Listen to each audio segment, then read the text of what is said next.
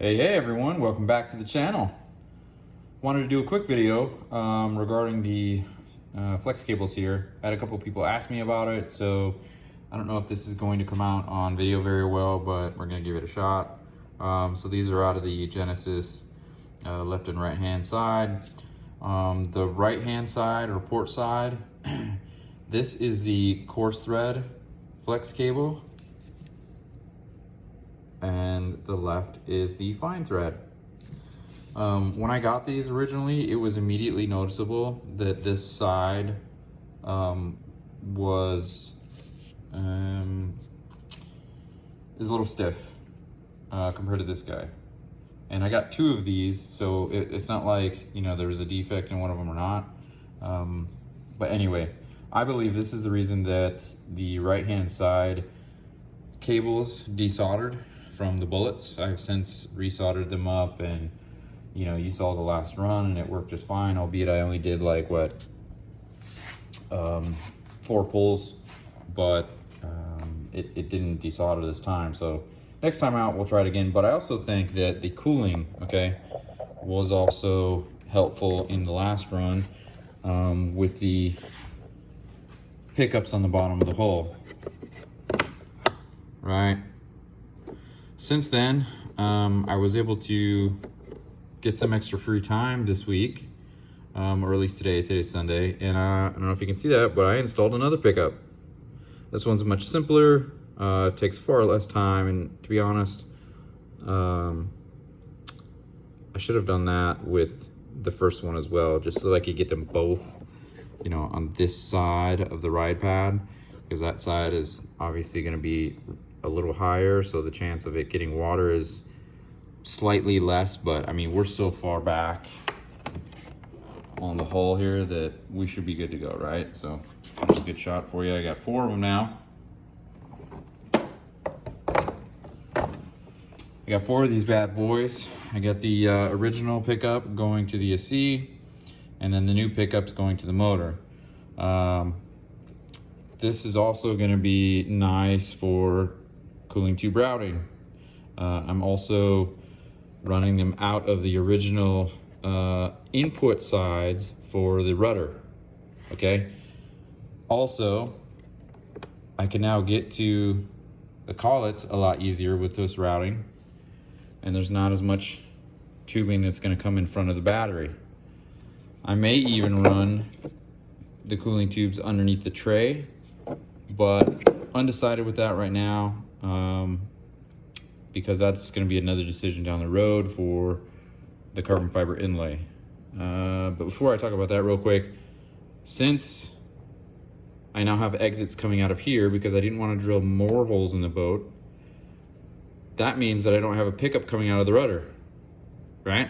So I can put the original rudder back on, which I'm really excited about, because when I put the original rudder on the UL19 on, I picked up 3 miles an hour out of that bad boy, just because it was less drag. What do you think? Gonna have less drag with the original rudder versus the guy that I had on there? I think triple digits is in our future.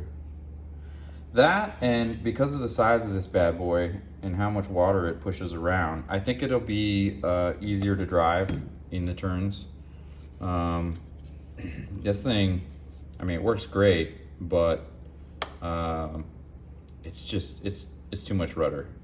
It's very difficult to drive when you're turning it at any speed. I'm worried about hooking it and rolling it over. So this guy's gonna go back on for our next run. If it all works out great, I may look for a rudder that doesn't have a pickup at all. If not, I'll probably just seal this up, because we don't need it, obviously, and that will create a little bit of drag, albeit minute. So, but first things first, we're gonna run it and see what happens. I'm pretty excited. Then after that, we're gonna talk about cleaning this guy up a little bit. I've got, you know, all the same color tubing coming, so that'll look better. And we're probably gonna do an inlay. The hole in this thing is super thin. Let me try to illustrate here for you. Okay. It'll be a little difficult to get it all the way up here. I'm gonna try to go as far as I can. I'll probably end up putting like a brace here.